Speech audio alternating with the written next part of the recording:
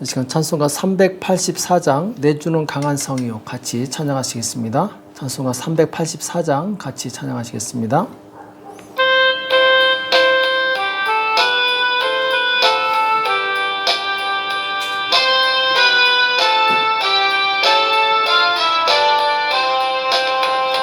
내주는 강한 성이요 방패와 병기 되시니 그날 안에서 우리를 구하여 내시리로다. 옛 원수 마귀는 이때도 힘을 써 모략과 권세로 무기를 삼으니 전하에 누가 당하랴. 내 입만 의지할 때는 패할 수밖에 없도다. 힘 있는 장수 나와서 날 대신하여 싸우네. 이 장수 누군가 주 예수 그리스도 만군의 주로다. 당할 자 누구랴. 반드시 이기리로다. 이 땅에 마귀들 끌어 우리를 삼키려 하나. 겁내지 말고 섰거라. 진리로 이기리로다. 친척과 재물과 명예와 생명을 다 빼앗긴데도 진리는 살아서 그 나라 영원하리라.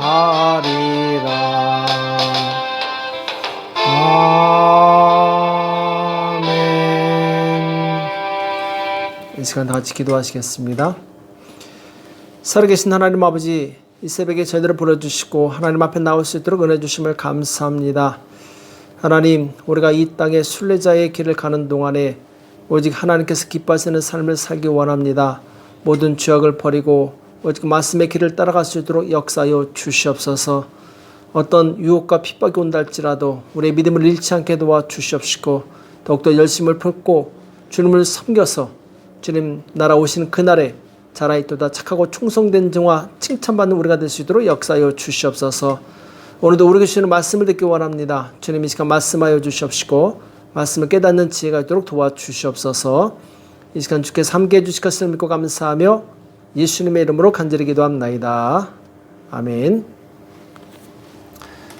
시편 46편 8절에서 11절까지 말씀 보시겠습니다. 시편 46편 8절에서 11절까지 말씀 같이 한 목소리로 합독하도록 하겠습니다. 8절에서 11절 같이 읽겠습니다. 시작. 와서 여호와의 행적을 볼지어다. 땅을 황무케 하셨도다. 저가 땅끝까지 전쟁을 쉬게 하시며 활을 꺾고 창을 끊으며 수레를 불사르시는도다.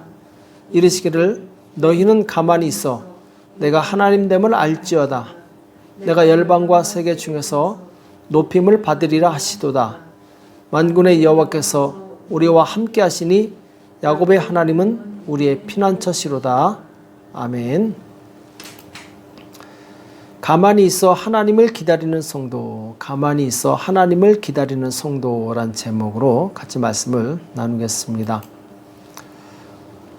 시편 46편의 배경에 대해서 여러 가지 견해가 있는데 자, 그 중에 이제 히스기야 왕이 아수르의 사네립 왕의 이제 침공을 받았을 때 약 주전 700년 경이죠. 그때로 추정이 되고 있습니다. 당시에 아수르라는 나라는 큰 제국을 이루게 됩니다. 주변에 있는 많은 나라들을 정복하고 엄청나게 강하고 큰 나라가 되었죠. 자, 이 아수르 앞에서 유다는 정말 힘이 없는 하나의 부족 국가에 지나지 않았습니다. 그래서 이 사네립이 주변에 있는 많은 나라들을 취하고 또 유다에 쳐들어와서 유다에 있는 많은 성읍들, 좋은 성들, 튼튼한 성들을 다 취하고 무너뜨립니다. 그리고 이제 예루살렘 성만 남게 되죠. 자, 이때 히스기야 왕은 두려워서 이들에게 은 300달란트하고 금 30달란트, 그리고 이제 성전에 있는 그리고 왕궁에 있는 많은 이 금은 보화를 주고, 그것도 모자라서 이 기둥에 입힌 금까지 다 베껴서 이렇게 줘서 보냅니다. 아마 이스라엘 백성들은 이 아수르 군대가 예루살렘 성을 포위했을 때 굉장히 두려워했을 것입니다. 2절과 3절에 보면은 그러므로 땅이 변하든지 땅이 흔들려 바다 가운데 빠지든지 바닷물이 흉흉하고 뛰놀든지 그것이 넘침으로 산이 요동할지라도, 이런 표현이 나오고 있는데, 자, 이것은 바로 큰 위기 앞에 요동치는 우리의 마음을 비유로 하고 있습니다. 정말 큰 위기가 왔을 때 우리의 마음은 요동치고 불안하고 그런 걱정이 많이 생기게 되죠.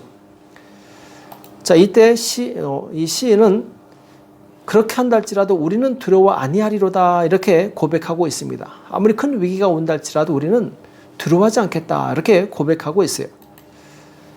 자, 그 이유는 1절과 7절, 11절에 아주 동일하게 피난처라는 표현이 나옵니다.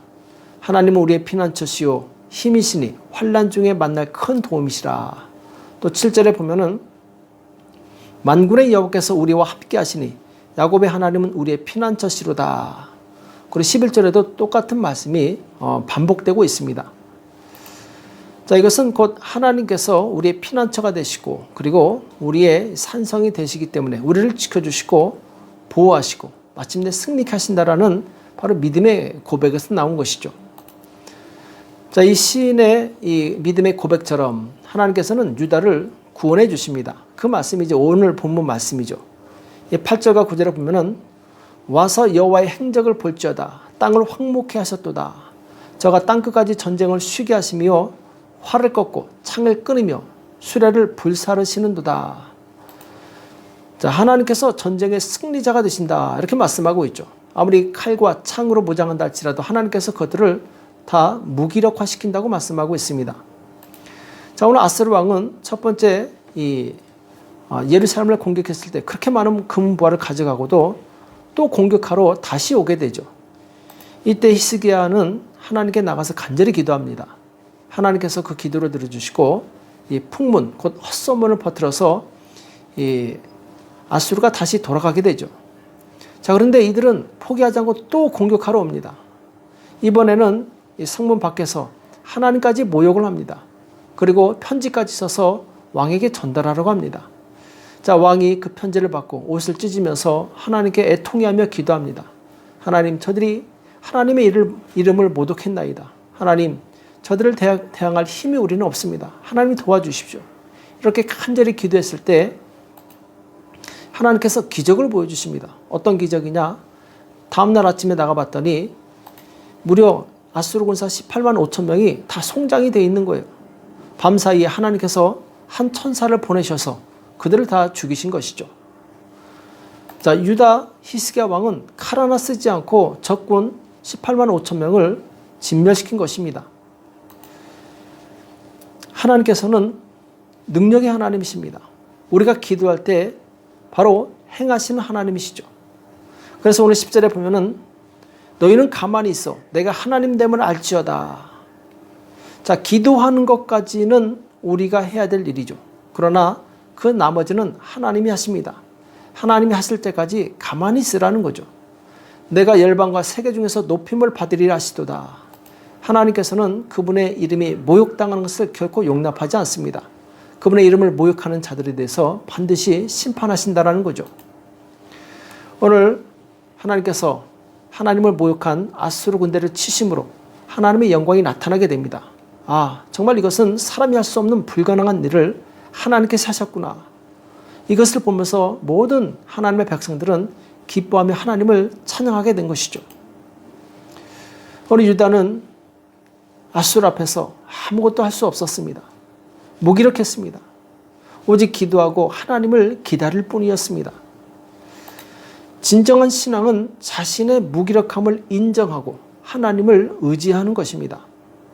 그리고 하나님을 의지하는 사람은 하나님을 기다릴 줄 압니다. 곧 하나님의 때를 기다리는 것도 믿음이라는 것이죠.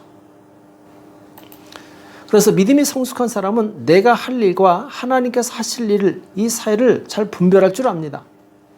기도는 내가 하지만 응답은 하나님께서 하십니다. 하나님께서 응답하실 때까지 기대하면서 기다리는 자세가 필요한 것이죠. 하나님께서는 하나님의 때 그분의 일을 하시는데 그때까지 우리는 가만히 있어야 됩니다. 사울왕이 하나님의 택한 왕이었음에도 불구하고 나중에 어떤 일을 계기로 하나님께 버림을 받게 됩니다. 그 계기가 무엇이냐? 바로 전쟁을 앞두고 이 사무엘 선지자를 기다리다가 늦게 오니까 자기가 번제를 들어버린 거예요. 기다리지 못했습니다. 그것 때문에 하나님께서 그를 강하게 책망하십니다. 번제는 오직 이 제사장이 하는 것이죠. 왕이 하는 것이 아니죠. 자, 하나님을 기다리지 못했기 때문에 사울왕은 바로 축복의 기회를 놓치게 되죠. 반대로 다니엘이라는 사람은 하나님을 기다릴 줄 아는 사람이었습니다. 그는 하나님께 기도하고 무려 21일 동안 하나님의 응답이 올 때까지 가만히 기다립니다. 마침내 21일 만에 하나님의 응답이 오게 되고 그는 하나님의 놀라운 능력을 경험하게 되죠. 자, 하나님을 기다린다는 것은 그만큼 하나님을 신뢰한다는 것을 의미합니다. 왜냐하면 하나님께서 반드시 일하실 것을 믿기 때문에 그렇습니다. 그래서 우리가 해야 할 일은 무엇이냐? 가만히 있어서 하나님이 일하실 때를 기다리는 거예요. 요한복음 12장 26절에 보면은 예수님께서 이렇게 말씀하십니다. 사람이 나를 섬기려면 나를 따르라. 또 요한복음 21장 19절에서도 베드로에게 이르시되 나를 따르라.